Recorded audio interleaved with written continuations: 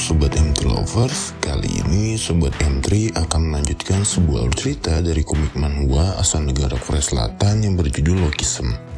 Untuk teman-teman yang baru bergabung, teman-teman bisa menonton alur cerita part sebelumnya yang telah admin rangkum dan admin cantumkan di link deskripsi di bawah. Kisah ini akan menceritakan seorang siswa yang bertubuh gendut, berwajah suram dan sering dijadikan bahan bulian di sekolahnya. Hingga pada suatu hari tubuhnya mengalami perubahan dan mampu mengubah seluruh alur cerita kehidupannya. Penasaran bagaimanakah kisah kelanjutannya? Sebelum dilanjut ke ceritanya, yuk guys Sobat M3 Lovers, jangan lupa untuk di like, komen, dan subscribe ya guys. Di episode sebelumnya, saat bekerja di minimarket, Inseo kembali mendapatkan bulian oleh teman-teman sekelasnya. Tidak lupa juga mereka menelanjangi Seok dan mengambil beberapa foto sebagai jaminan Seok tidak akan melaporkan mereka kepada siapapun. Setelah kejadian malam itu, pagi harinya Seok kembali ke sekolah dengan tubuhnya yang baru. Tidak disangka saat memasuki ruang kelas, Seok mendengar teman-temannya sedang membicarakannya. Mereka tidak menyadari bahwa yang sedang mereka bicarakan adalah tubuh Seok yang satunya, tubuh gendutnya. Aku marah saat mereka menertawakanku. Namun akhirnya aku cuma mendengarkan, karena aku selalu saja tak mempunyai keberanian untuk melawannya. Sepertinya sekarang Jin sedang menikmati dirinya sebagai karakter utama. Teman-temannya pun sedang memuji kecepatan tinjunya. Semua Jin lakukan hanya untuk terlihat keren di depan Mijin. Namun sebenarnya Mijin sangat membenci kekerasan. Sebelumnya juga Jin terlibat perkelahian di jalan. Videonya pun sudah banyak tersebar. Sejak SMP, Jin sering dipanggil dengan boxing champion. Sebagai mantan atlet boxing, wajar saja Jin mempunyai tinju yang sangat cepat dan efisien. Jin memang ahlinya dalam boxing. Bisa-bisanya orang seperti itu adalah teman sebangkuku. Mamanya babi itu bukannya babi juga kan? Karena dia babi, makanya dia melahirkan babi juga. Kalau begitu nanti si babi membawa mamanya ke sini. Terus nanti mereka bakal jadi pasangan babi. Kalau aku jadi mamanya, gak bakal aku lahirin babi itu. Mamaku ikut diejek karena aku. Padahal mama sudah bekerja keras untukku. Hei kalian, jangan bawa-bawa orang tua. Tanpa sadar aku marah dan berkata seperti itu pada mereka. Semua orang terdiam menatap ke arahku. Kecuali Jin. Lagi-lagi anak baru ini bertingkah di depan Mijin. Jin terlihat tidak senang. Sepertinya kau lucu juga anak baru. Cepat bangun kau bangsat. Seketika suasana berubah dengan cepat. Orang-orang mulai berkumpul di kelas fashion. Mereka datang ingin melihat perkelahian yang akan segera dimulai antara Jin dan seorang siswa pindahan yang baru saja populer di kalangan wanita. Jin bersiap dengan kuda-kuda boxingnya. Sementara aku berdiri karena Jin menyuruhku untuk berdiri. Maju sini kau, ucap Jin. Kenapa dia diam saja? Sepertinya anak baru ini tidak bisa berkelahi. Posturnya juga amatiran. Apa dia hanya terlihat keren di luarnya saja? Semua orang bergumam meremehkan Inseo. Kalau gitu, aku bikin KO dengan satu pukulan. Dan lihat ini Mijin. Namun tanpa sadar, Jae sudah menahan tangan Jin. Ini pertama kalinya Jae turun tangan. Karena biasanya Jae pendiam di sekolah dan tak banyak yang memperhatikannya. Namun, apa ini? Genggaman tangannya sangat kuat. Akan tetapi di mata Mijin, Jin tidak akan pernah bisa terlihat lemah. Dan pada saat ini Mijin sedang melihatnya. Lepaskan brengsek. Genggaman tangan Jae terlepas lalu dengan cepat Jin mengayunkan tinjunya ke arah Inseo. Karena sejak kecil aku terbiasa terkena pukulan, lalu entah sejak kapan aku bisa melihat semua gerakan orang yang meninjuku. Gerakan tinju mereka terasa sangat lambat di mataku. Tapi entah mengapa badan ini terasa lebih lambat dan tidak bisa mengimbangi keinginanku. Namun hari ini berbeda. Untuk pertama kalinya badanku bergerak sesuai dengan keinginanku. Dari dulu kecepatan adalah keunggulanku. Saat aku masih di sekolah dasar, saat masih di sekolah menengah pertama, dan begitu pun saat aku masuk ke sekolah ini. Aku selalu mengandalkan kecepatanku untuk mengalahkan semua musuh-musuhku. Namun, semua tinjuku dapat dihindari orang ini dengan mudah. Dengan menggunakan kejelian matanya, dia membaca semua gerakanku dengan melihat pergerakan bahuku. Dia sepertinya mempunyai pengalaman dalam bertarung, tapi aku pun takkan kalah karena ada Meijin di sini. Kalau begitu, aku akan mengakhirinya dengan cara ini. Sebuah gerakan tipuan dalam tinju. Kena kau, gumam Jin dalam hatinya. Namun sayang, pukulannya dapat ditahan oleh Yun Seok dengan satu tangannya. Orang ini, dia bukan orang yang mengalami perkelahian sekali atau dua kali saja. Dia adalah petarung sejati. Di lain sisi, di dalam benak Yun Seok merasa pukulan Jin semakin sulit untuk dihindarinya. Dan bagaimana caranya untuk menghentikan ini semua. Namun, sejenak perhatianku tertuju kepada mereka. Di dalam lubuk hatiku yang paling dalam, aku merasa sedih. Teringat perasaan yang meluap dan menjadikannya suatu alasan untuk membalasnya.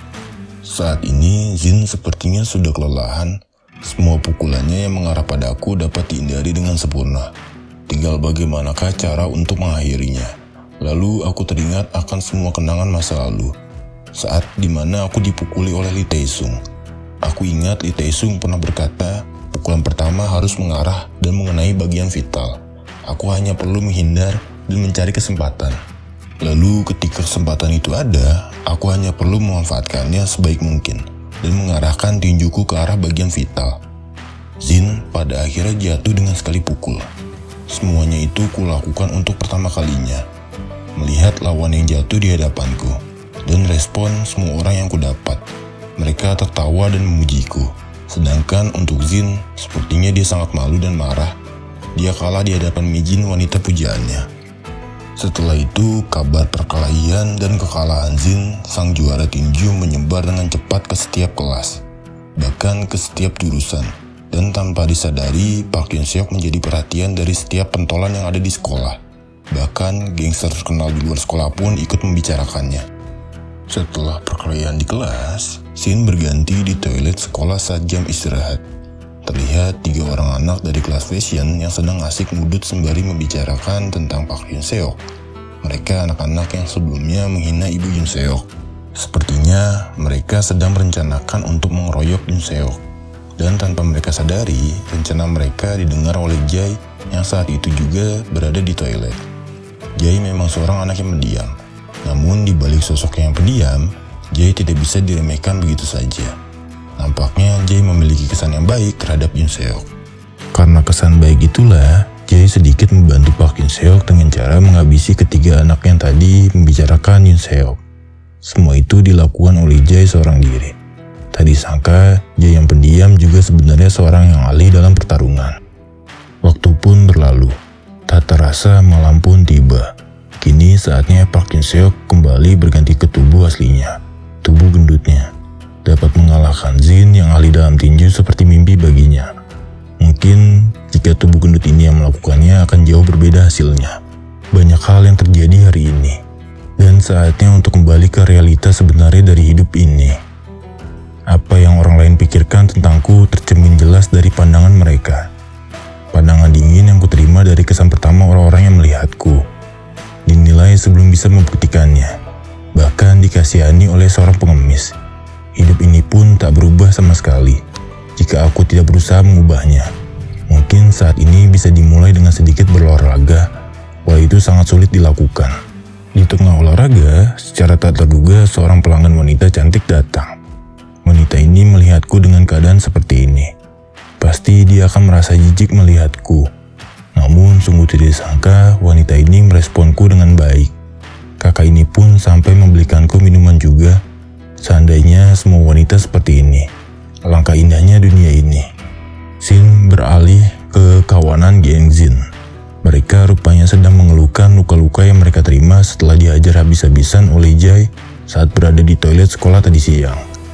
Kalau berita kami bertiga dikalahkan oleh Jae sampai kesebar, ini bisa memalukan. Tapi seharusnya Jae yang mendiam mungkin gak akan sampai menyebarkannya. Namun sialnya si Jo melihat kita bertiga dipukuli. Mungkin karena sering kita bully, dia akan membocorkannya ke semua. Tidak perlu mengkhawatirkan tentang Jo. Biar dia tidak berulah, kita kerjai saja dia sekarang. ucap mereka sambil tersenyum membayangkan bulian yang akan mereka lakukan nanti. Sedangkan Joe saat ini sedang tidur pulas di rumahnya. Suara dering telepon membangunkannya. Orang gila macam apa yang nelpon di waktu ini? Rupanya mereka. Gumam Joe dalam hatinya. Di telepon mereka meminta Joe untuk datang ke minimarket segera. 5 menit dari sekarang waktu yang diberikan mereka untuk Joe bisa datang ke minimarket. Jarak antar rumah Joe dan minimarket kira-kira terpaut 2 halte bus. Joe harus menempuhnya dengan berlari sekuat tenaga. Setibanya Joe di sana, mereka langsung menyuruhnya untuk mencuri chargeran HP di sebuah minimarket. Joe terpaksa melakukannya karena Joe sendiri tidak bisa melakukan apa-apa untuk menolaknya. Beberapa menit kemudian saat Joe masuk ke dalam minimarket, Park Hyun Seok dan Joe saling bertatapan. Aura yang dipancarkan dari sesama orang lemah. Mereka bisa saling merasakannya. Joe langsung buru-buru mengambil charger HP dan berniat untuk kabur secepatnya. Namun sebelum Joe bisa kabur, mental pecundangnya membuatnya tersandung lalu terjatuh. Hyun Seok gendut yang kasihan melihat Joe terjatuh mencoba menolongnya. Akan tetapi, sebelum Hyun Seok sempat menolongnya, gerombolan geng Jin sudah berdiri dan menatap mereka berdua. Park Hyun Seok dan Joe dibawa oleh kawanan geng Jin ke sebuah gang kecil. Mereka berdua dipaksa untuk saling menyerang satu sama lainnya. Mereka menyebutnya dengan pertarungan antar pecundang. Bagi mereka yang menang akan mendapatkan kebebasan dan foto telanjang mereka berdua juga akan dihapus. Mendengar hadiah yang mereka janjikan, kebebasan yang selama ini Joe impi-impikan akan segera terwujud. Joe terpaksa harus melakukan semuanya. Ini demi hidup bebas dari bulian mereka. Sedangkan Park Hyun Seok hanya bisa pasrah dan mengalah demi kebaikan Joe. Hyun Seok sangat mengerti akan keadaan Joe saat ini. Saat Joe baru memulai pertarungan dan memukuli Park Hyun Seok, secara tidak terduga, seseorang datang menghentikan pertarungan mereka berdua. Semua yang di sana lantas menoleh. Geng Jin pun terlihat kesal. Orang itu adalah Yu Ten Lee, ketua kelas jurusan arsitektur. Dia adalah ketua geng dari Burn Knuckles. Vasco si Hercules, itulah julukannya. Vasco menghampiri salah satu orang dari geng Jin, lalu mencekiknya dengan kuat dan mengangkatnya tinggi-tinggi. Sontak, geng Jin yang lain ketakutan melihat kekuatan besar yang dimiliki oleh Vasco. Mereka langsung meminta maaf dan berjanji tidak akan melakukannya lagi dan akan segera pergi dari sini. Setelah mengusir geng Jin, Vasco menyuruh kedua orang lemah ini untuk rajin melatih diri agar tidak dibuli lagi oleh orang jahat. Joe mengucapkan terima kasih dan memperkenalkan dirinya sebagai siswa SMA yang sama dengan Vasco. Namun hanya berbeda jurusan fashion. Vasco berpesan kepada Joe untuk selalu berhati-hati dan jangan sampai dibuli oleh anak baru yang telah mengalahkan Jin. Sedikit penjelasan, anak baru yang dikatakan oleh Vasco adalah Park Hyun Seok dengan tubuh yang satunya, tubuh gantengnya. Namun anehnya Vasco berkata seperti itu sambil meneteskan air matanya. Rumor mengatakan bahwa Vasco adalah pria kuat yang mempunyai sifat melankolis, selalu melindungi yang lemah dan membenci orang yang jahat. Itulah prinsip Vasco, si kuat yang bodoh. Inilah awal pertemuan Park Hyun Seok dengan Vasco.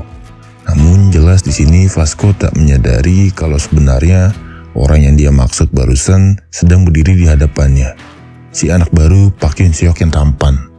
Keesokan harinya saat berada di kantin sekolah, Joe tetap saja masih dibully. Park Hyun Seok yang sudah mengenal Joe setelah kejadian semalam, memanggilnya dan mengajaknya untuk makan bersama. Tidak lama kemudian, Jin dan anggota gengnya datang dan melihat Joe sedang duduk bersama dengan Park Hyun Seok. Tampaknya mereka kesal karena budak mereka Joe telah diambil oleh Park Hyun Seok. Oh, jadi itu ya anak baru yang membuat Jin ambruk. Brengsek, siapa yang berani mengatakannya? Gumam Jin. Tampangnya lumayan juga, tapi tetap saja aku lebih tampan darinya. Rupanya dia adalah Hon Jin dari jurusan vokal dance. Kau kalah dari anak berwajah cantik itu, Jin. Ya, itu karena kau kebanyakan main sama anak-anak jelek itu sih, ucap Hon Jin dengan nada memprovokasi.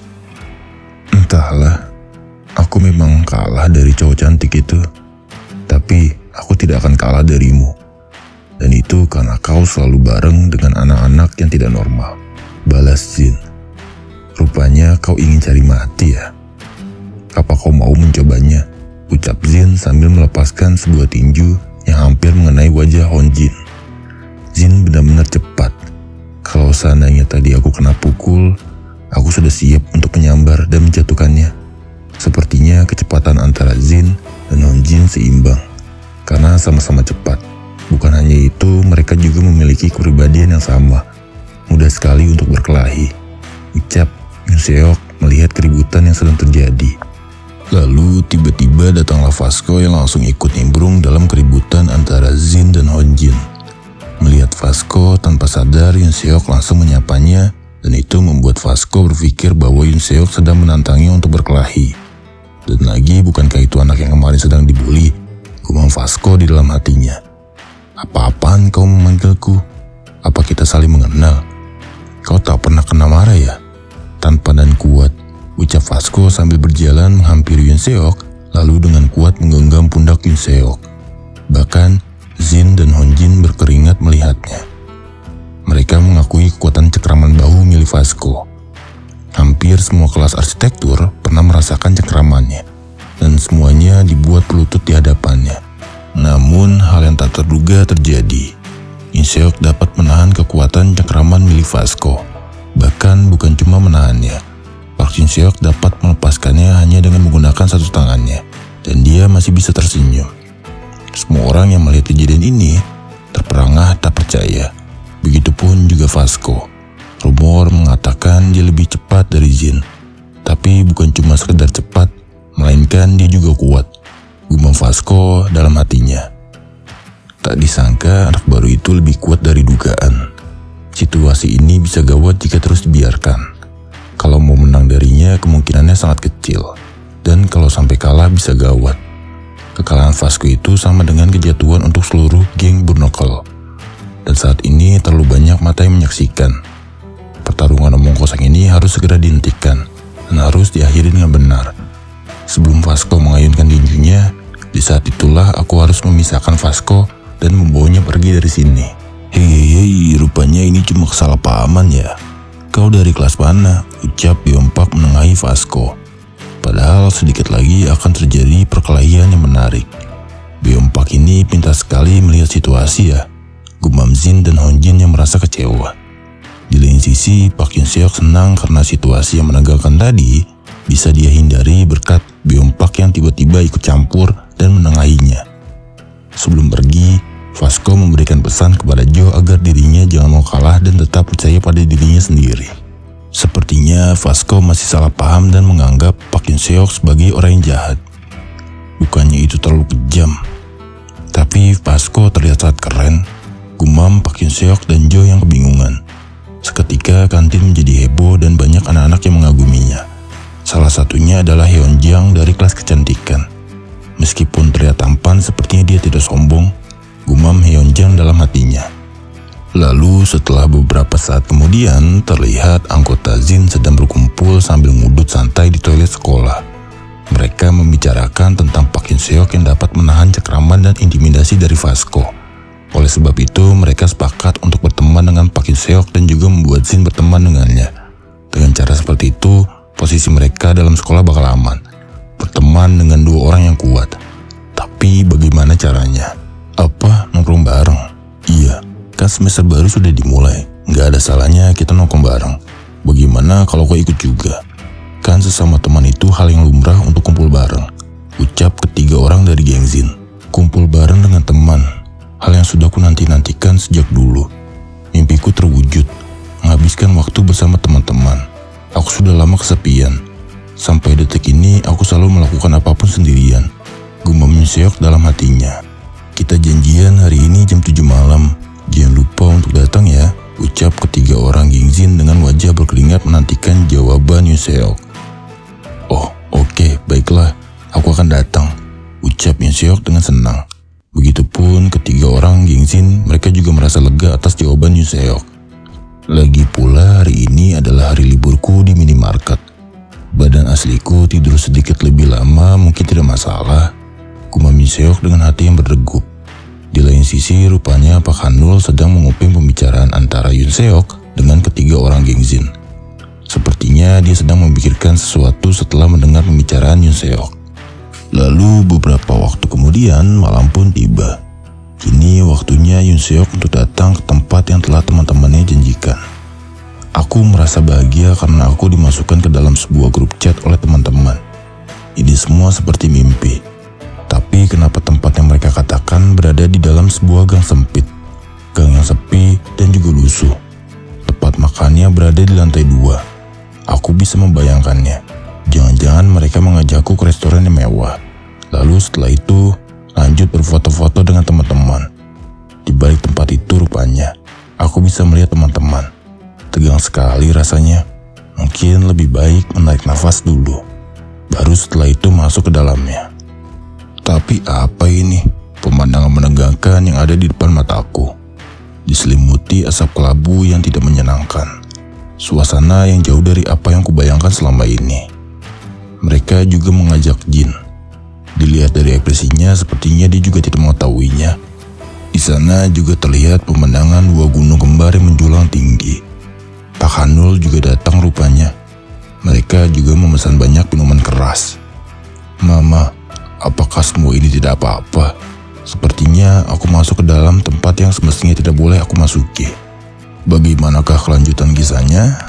Apa yang akan dilakukan Yoon Seok dalam situasi ini? Mengingat ini kali pertama Yoon Seok datang ke tempat seperti itu. Nantikan kisah selanjutnya di episode keempatnya ya guys.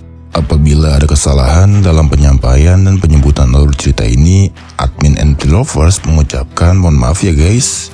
Segala bentuk adegan dan tingkah laku di manhwa ini jangan ditiru ya. Ingat, orang yang suka membuli itu lebih buruk daripada sampah ya guys.